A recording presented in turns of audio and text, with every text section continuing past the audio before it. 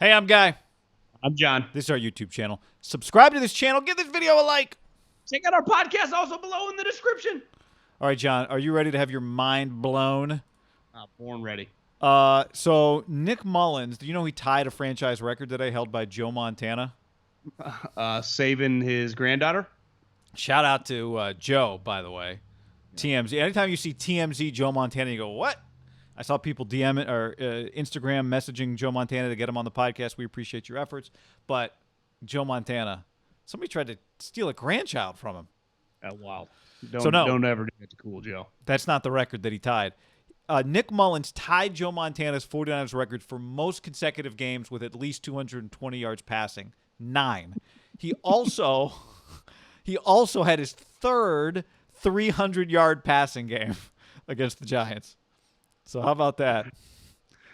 Do you know what that shows you? We believed in him. Do you know what it shows you? Is that for as much hype as even Kaepernick got, it was not some even in his peak, was not some great smooth road. He had some duds. Yeah. Obviously, Jimmy has well-documented duds and gets talked about. I think the peak of Kaepernick was viewed a little differently than it actually was even when you were watching it. He just had explosive, crazy plays. He wasn't like every game just putting up Rodgers or Breeze. It's like 320, 320, 320. That was not the deal. Apparently, neither was Steve Young, 220. We love you, Steve, but... Yeah, but to me, the stats are so inflated. I mean, I know, but Joe did it. Yeah, that's true. But I bet Steve, Steve was running subsidized the ball. some of it was running. Yeah. No, I know. And listen, you win a game with your backup quarterback. I don't care who you're playing. That's a win. That's the only reason. Like every coach, if you say, listen, you have to start one game with your backup quarterback. You don't care what the stats are. You don't care what it looks like. You'll just take a win, right? And he clearly played winning football. He was fine. He was good. Like I can't expect anything more from that.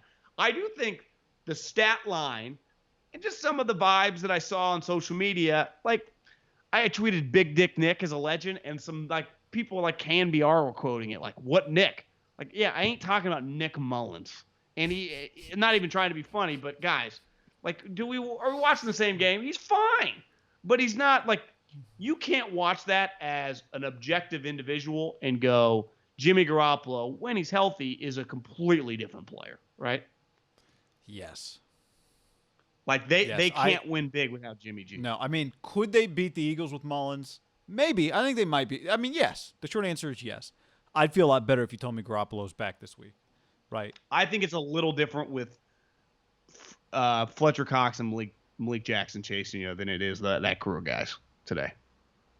Like they have defensive personnel that can get after Nick Mullens a little bit the way that the Giants and even definitely the Jets in that second half could not. Again, I'm not being a downer on Nick Mullens. Like he exceeds your expectation as an undrafted backup quarterback. Well, and Kyle believes all him, you want from a backup, offense. Right? Yeah, he's fine. I do think there are times where he throws it into areas that he just – now Jimmy does too, but Jimmy has a better arm. And Jimmy's arm's not great. But Nick Mullens, I'd say, on the baseball scale, is throwing about 90, 91. You think? What would you have said? I was going to say like 89. Yeah, okay. I mean, maybe I was being bullish. He doesn't have a good arm as Alex Smith, does he? Yeah, probably about the same. Yeah, maybe not. But he doesn't throw spirals, really. It works. He just gets there. Against a good defense, though, he would throw picks, right? Yeah, because he takes balls chances. Are getting tipped. Guys are right there. To me, it's Giants don't know what they're doing. Part of why you really like him is part of why sometimes he makes some throws to make you hold your breath. And I think part of why you really like him is because the guy clearly believes in himself. And he's good enough to back up, like, I can come out here and win.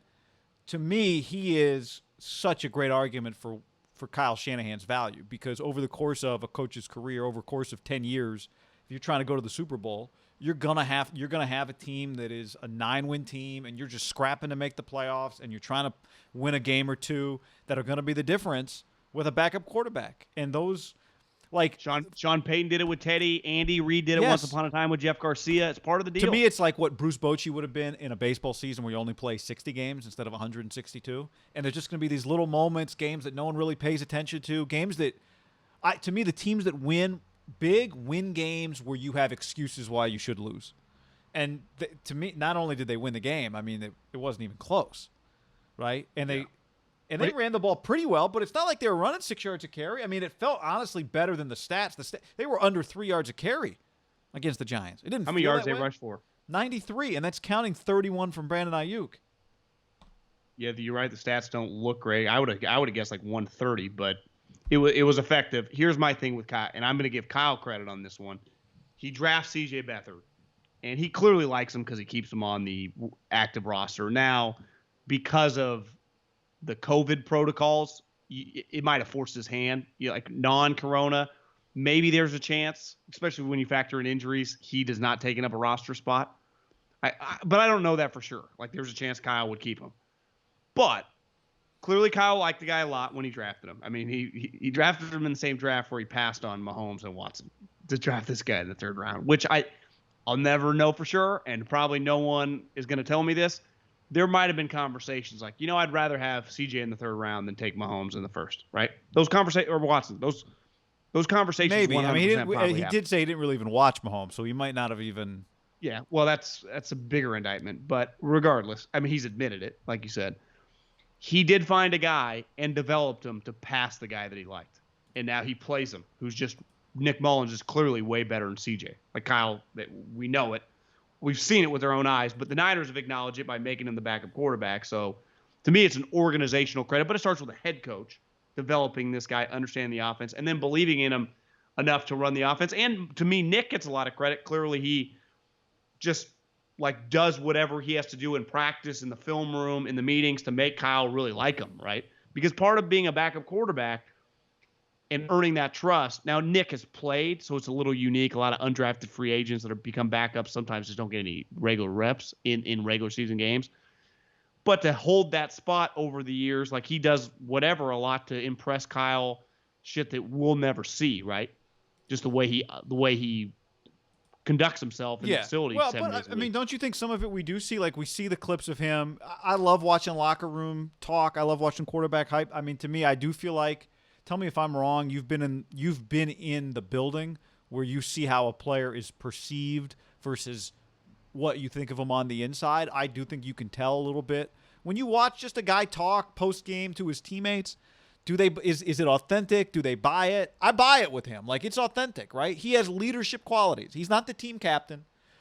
He's got leadership qualities without having to take away from Jimmy's leadership of the team. Rich, I don't think all quarterbacks. I think some quarterbacks with backups struggle. It's probably hard to do to fit in, right? And also be a leader. Yeah. So I do think I mean, you're right. He definitely does a million things we don't see. But I think my guess is the stuff that Kyle loves most about him is the stuff that we've seen when he plays. He can do what Kyle wants him to do. He's tough as shit. He is a leader. His teammates clearly believe in him enough, right? I mean, I did watch thinking, God, how many balls has he thrown to Kendrick Bourne over the years just in practice? Because Kendrick had 4 catches. It felt like he had 7. Like my initial reaction is like Mullens is solid, and then when I think about it, you have to grade him on a scale because he's the backup. So he was really good, right? If that's solid. Yep. If he was your starting quarterback, you'd be like, he's a really good backup. And part of being a really good backup is not being good enough for somebody else to take you as a starter. Yeah, like a lot of people are like I saw a couple people like he earned some money. Like, have you guys just look around the league? He's thinking Mariota got $7 million. Well, yeah. So I mean, Gruden's always open for business. Like the one thing you just see him and Daniel Jones on the same field. Like Daniel has more talent, like a better arm and stuff. Yep. But Daniel's not a very good player. Like Daniel Jones, I'm watching that game thinking, is Nick Mullens going to be in the league longer than Daniel Jones? Or maybe is Daniel Jones more just destined to be a Nick Mullens type role, right, one day? Like that's probably what his role would be. Maybe. I kind of feel like he is destined to be a starter on just like bad teams. Like he's going to be he's good enough to be a starter, but not for good teams. To me, you got to hope to become like Andy Dalton if you're him and just be a backup for a long time. Like what Andy's just going to be moving forward. But Andy probably for his career is going to end up starting more years than he backs up, right? Oh, yeah, but Andy got lucky. He got drafted on a team that was stacked. Daniel Jones got drafted on a team. Like, to me, he might have just been able to be Andy Dalton, but your career gets derailed. Like Nick Mullens might not exist, right? An undrafted free agent if he's on a shitty team. Like a guy like that, he should just thank his lucky stars every day. He lands in San Francisco, and then the guy they drafted ends up sucking and forced to play because of injuries I mean, he was on the practice squad for it. It was just Jimmy Garoppolo tears the ACL. He deserves a shitload of credit for working and being a player, but it's also the domino effect of what's happened in his organization. Kyle Shanahan, it's like Jimmy Garoppolo should just thank Jesus every day. Belichick, Josh McDaniels to Kyle. Like it just doesn't get any better than that. Yep. And you see Daniel Jones, you go, Shermer to Judge. It's like to who knows who next. Even Darnold is like Gase to who knows. It's just sometimes you're just handed a shit sandwich. Yep. And you got to eat it because you're hungry.